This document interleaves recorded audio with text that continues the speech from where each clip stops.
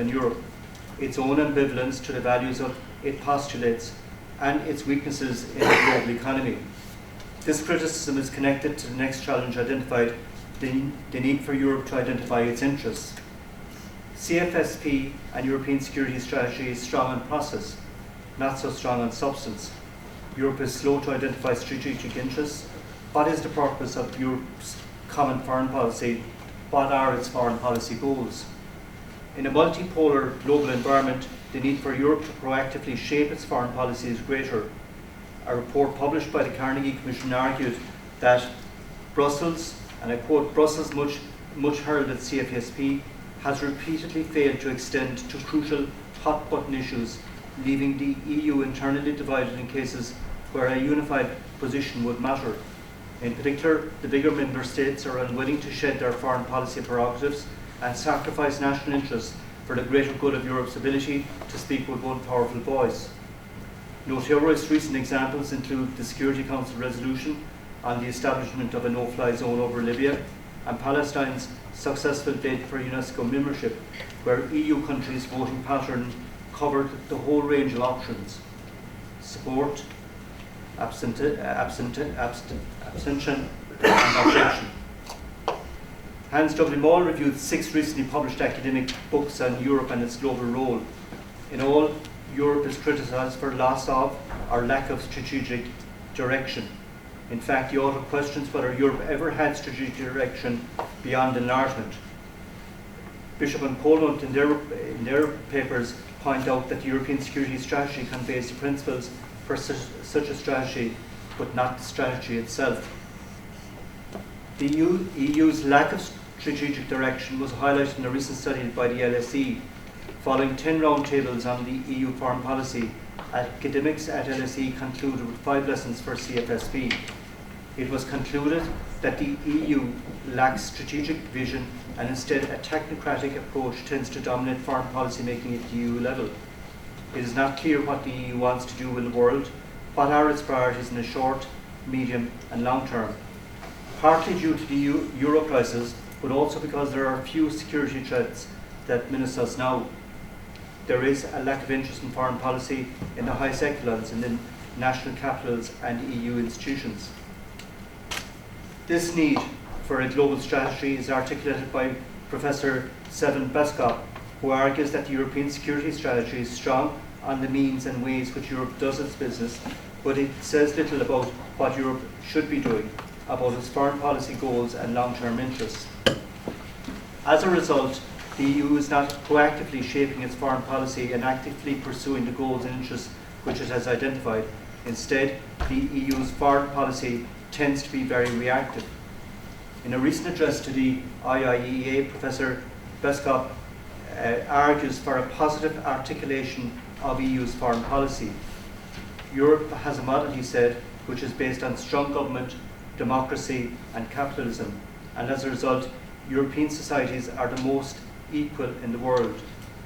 While Europe wants to promote this model to the rest of the world, Europe's essential goal is to preserve this system. A comprehensive foreign policy would then set out the foreign policy priorities and interests which would ensure that Europe can preserve its system and outline how Europe will implement these priorities. At the Royal Institute of International Relations, Beskop and his colleagues suggest 6 key interests which Europe must protect to pursue its essential goal. 1. Protect EU territory. 2. Safeguard supply of energy and natural resources. 3. Keep open all lines of communication with the rest of the world, both physical and in cyberspace. 4. Manage migration. 5. Manage climate change and uphold international law. And 6. Preserve our economy. With interests defined and methodology agreed, Beskop argues that it should be possible to define some priorities in foreign policy on which member states believe there is added value in collective action and which are in the interest of all 27 member states. Following this, the EU's institutions should be mandated to develop the policies on these priorities in the interest of the EU. And could I just conclude by quoting from one of the people in one of the research papers, and he quoted, "Europeans will have to grapple with fundamental philosophical and ethnic questions about the nature of politics and political man, the possibilities of political action, the meaning of democracy in the postmodern world, the nature of European civilization, and the place Europeans would like to occupy in the world. End of quote. The will of European citizens to grapple with these issues and to endorse a collective foreign and security policy may depend on the willingness of the political elite to create the space for this to happen. Thank you very much. Many thanks, coming back, for not holding any punches there. A fairly critical approach to it. Eva Gross, would be interested to hear some of your immediate reaction to that. The fact that Europe's security and defence policy lacks strategic direction, is reactive, lacks real substance. What do you have to say? I think academics are a tough crowd to win over.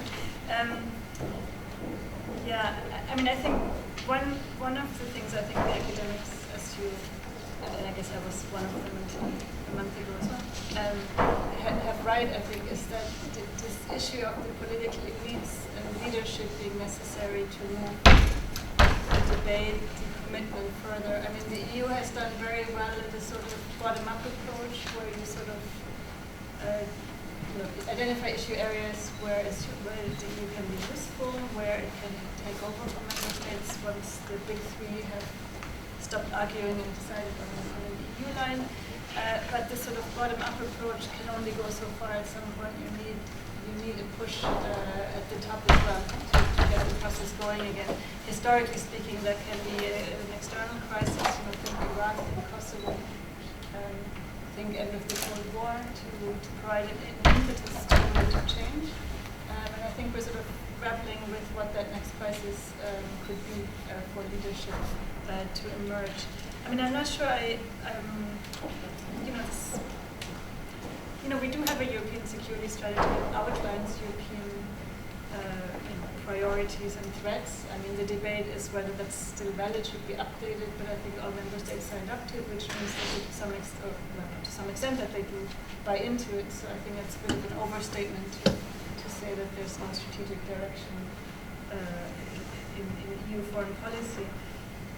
I think what the academic debate also misses, because since the launch and construction of the European External Action Service, the analysis has dwindled a bit because it's such a new phenomenon. But there's sort of quite interesting efforts being made to sort of think about how EU foreign policy is made, is implemented, and how where the emphasis should be. And I think this focus on prevention, pulling sort of regional and horizontal issues together in looking at how the EU can mediate, how the EU can help prevent conflicts to development through political measures is quite interesting. It's not written about very much. It's also not defense, but never mind. I mean, I think it's an interesting sort of foreign policy direction. Also, the EU has invested greatly in working with partners, the United Nations, the African Union. So you see a sort of attempt also to operationalize the realization that we can't be everywhere, we shouldn't be everywhere, but it would also make sense to empower or work with partners in other parts of the world to take over responsibility for security functions. So I think that's also, especially like in a climate of austerity, might be a way to think further about these things, these issues. How do we, is there commonality with new powers to work together on questions of war and peace? I mean, do we have to assume that this will be a confrontational experience, or is there common ground to be found? I mean, the comprehensive approach we talked about in earlier panels, but that's another attempt to sort of pull European capabilities together, which I think is spot on what we should do. I mean, it becomes problematic when it becomes an excuse for not tackling difficult issues like defense, like the military part of the civil equation. But I mean, as a value in itself, I think that's exactly what many of these new security sources call for. Not a military response, but an integrated one. And just on the role of the US, I was struck. I mean, I spent the last week in Washington on various events, and I don't think that the pivot means that the US will withdraw from European affairs. I mean, not at all. I mean, the Middle East is still one of the key issue areas the US is interested in. So they may not provide military forces in crises, but I mean, it doesn't mean that they're not interested and they don't have goals in our neighborhood as well. So on a political level, we most certainly will have to we cooperate. We might disagree at some point also, but I mean, I think to think that that they're shifting everything to East Asia and we're left to deal with the neighborhood is very it's not quite right. And it's also not cause for celebration to think that we're now on our own and can be autonomous. I don't think that's ever been the idea behind European defense, to do it without transatlantic backing or blessing or coordination. We're still a collective. But how concerned should we be in Europe with this very basic point that Colm was referring to, that we are seeing cuts in defence spending across the European Union space at a time when other emerging economies that you yourself referred to are increasing their spending? No, I think we should be concerned, full stop. I mean, not necessarily with reference to what other countries are doing. I mean, we're really not, we're not spending efficiently. I mean, that's the problem. We're duplicating, we're not really moving away from sort of land forces, high personnel costs to sort of look at what contemporary threats require and what that would mean for our armed forces. And also what sort of research and development needs we might have in the future. So I think those are the threats I see in the current debate. That it's not just that the money's getting cut, but it's also we're not being smart about how we cut it or how we maintain what we still have in the 27 member states. Which is interesting, because that is the word that NATO is using to describe their own policy, smart defence. Usage of increasingly limited funds. But that's why, to me, the debate, I don't really, for me, even coming from the EU, that might sound strange to say that, but I don't really, it's not really important whether what it's called and who's having the discussion, as long as it produces results. But I don't see smart defense producing results, and neither, so far at least, is the European debate. That's why we're hoping very much that this sort of December Council will provide a sort of push in the right direction. I mean, also maybe to